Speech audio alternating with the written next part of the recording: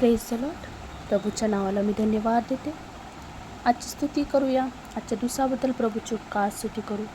प्रियानो, मला सांगू द्या, प्रभूची उपकार स्तुती करणं, त्याला धन्यवाद देणं हे नेहमी चांगलं आहे. कारण ज्यावेळेस आम्ही धन्यवाद देतो प्रियानो, प्रभू देखील आमच्यासाठी नवीन गोष्टी करण्यासाठी तयार असतो.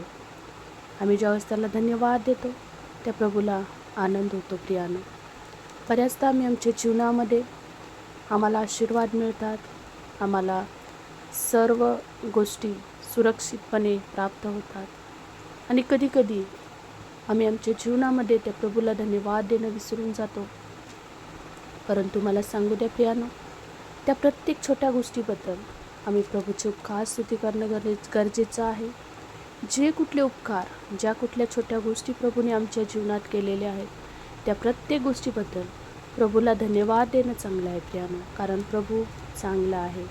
कारण देवाचं वचन सांगतं, परमेश्वराचं वचन स्तोत्रकर्ता 34 म्हणतं की अनुभव घेऊन पहा की परमेश्वर किती चांगला आहे. आणि आम्हा प्रत्येकाच्या जीवनामध्ये असा एकही दिवस नसेल प्रियानो की ज्या वेळेत आम्ही प्रभूचा अनुभव घेतला नसेल. प्रियानो, आजच्या विषयाकडे मला तुमचं लक्ष घेऊन जात असताना आजचं विषय जर पाहिलं तर त्या ठिकाणी मला सांगू द्या, तू मोठ्या योग्यतेचा आहेस. यू आर ऑफ ग्रेट मेट. प्रियानो, मला सांगू द्या, यशया 43 याचा 4था अध्याय मी वाचते. माझ्या दृष्टीने तू अमोल आहेस, तू मोठ्या योग्यतेचा आहेस व मी तुझवर प्रेम करतो. म्हणून तुझबद्दल, तुझ्या जीवाबद्दल मनुष्य राष्ट्रे मी देईन. Praise the Lord. किती अद्भुत वचन आहे प्रियानो. देवाचं वचन या ठिकाणी आम्हाला उत्तेजन देतं, आम्हाला सहाय्य करतं, एक प्रेरणा देतं. बऱ्याचदा आम्ही आमच्या जीवनामध्ये आम्ही स्वतःला खूप कमी समजत असतो. आम्हाला असं वाटतं की कोणाचं लक्ष माझ्याकडे नाही आहे, माझ्यामध्ये कोणतीही पात्रता नाही. त्यानं मला सांगू द्या, आज आम्हाला प्रभू उत्तेजित करत आहे. आज प्रभू आम्हाला म्हणत आहे, तू मोठ्या योग्यतेचा आहेस, तू माझ्या दृष्टीने अमोल आहेस. जगाच्या दृष्टीने, लोकाच्या दृष्टीने कदाचित प्रियानो आम्ही योग्य नसू, कदाचित आम्ही स्वतःला कमी समजत असू. परंतु मला सांगू द्या, आज प्रभूच्या दृष्टीने आपण अमोल आहोत. प्रभू जर आम्हाला अमूल्य म्हणत आहे, त्याच्या दृष्टीने जर आम्ही अमोल आहोत, तर हे किती मोठी गोष्ट आमच्यासाठी असण्याची गरज आहे प्रियानो.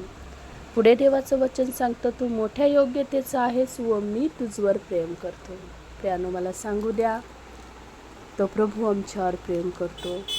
त्या प्रभूच्या दृष्टीने आम्ही अमोल आहोत, त्या प्रभूच्या दृष्टीने आम्ही योग्यतेचे आहोत. प्रियानो, कदाचित प्रियानो आमच्या हातून काही चुका घडल्या असतील, आमच्या हातून पाप घडला असेल प्रियानो, मला सांगू द्या.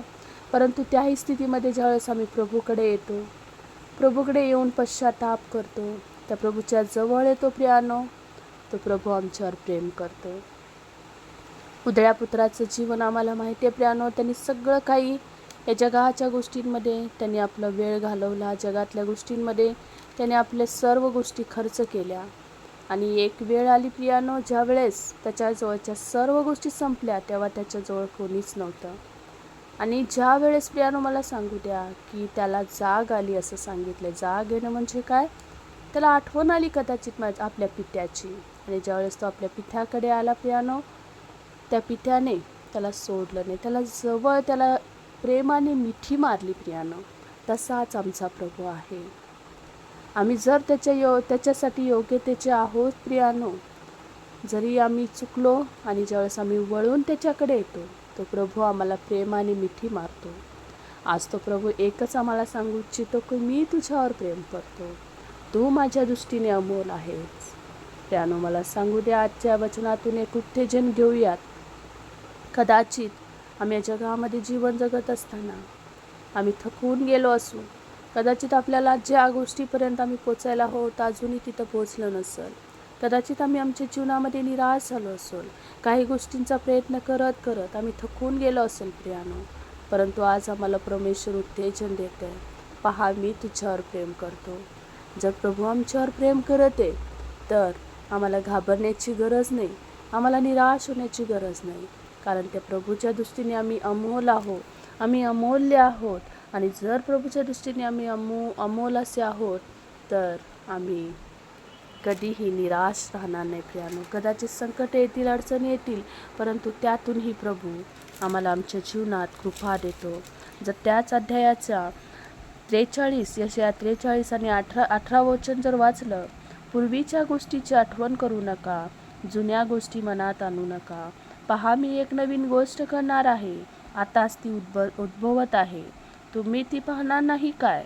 मी अरण्यात सडक करीन, मरुभूमीत नद्या व्हावीन. Praise the Lord.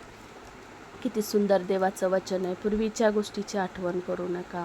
जे काही आमच्या जीवनात घडलं असेल प्रियानो, त्या प्रभू सांगत आहे की त्या गोष्टीची आठवण करू नका. जुने ते होऊन गेले, पहा मी नवीन गोष्ट करणार आहे. आज प्रभू आमच्या भूतकाळातल्या प्रत्येक गोष्टी विसरून आम्हाला नवीन गोष्टीमध्ये आमचा प्रारंभ करून देणार आहे प्रियानो. आणि जर आम्ही त्याची अपेक्षा करत आहोत, त्या नवीन गोष्टीची अपेक्षा करत आहोत, तर आम्हाला स्वतःला तयार करण्याची गरज आहे. आमच्या मनाला हे सांगण्याची गरज आहे की मी प्रभूच्या दृष्टीने अमोल आहे, प्रभू माझ्यावर प्रेम करतो. आणि प्रभू त्या ठिकाणी वचनामध्ये सांगतं, मी अरण्यात सडक करीन, मरुभूमीत नद्या व्हावीन. जिथं पाणी नाही तिथे नद्या वाहणारा परमेश्वर, जिथं अरण्य आहे तिथे रस्ता तयार करणारा आमचा परमेश्वर आहे. म्हणून आम्ही उत्तेजित होऊया, त्या प्रभूला धन्यवाद देऊ आजच्या दिवसाबद्दल, त्याची उपकार स्तुती करू, कारण तो प्रभू आमच्यावर प्रेम करतो. Praise the Lord. आपण प्रार्थना करू. स्वर्गीय पित्या,